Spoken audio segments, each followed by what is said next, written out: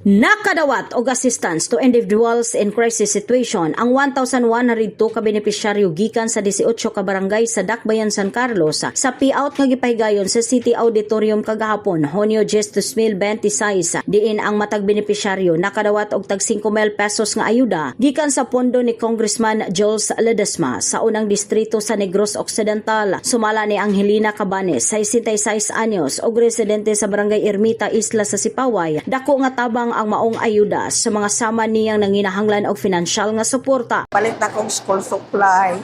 Pagkauna mo.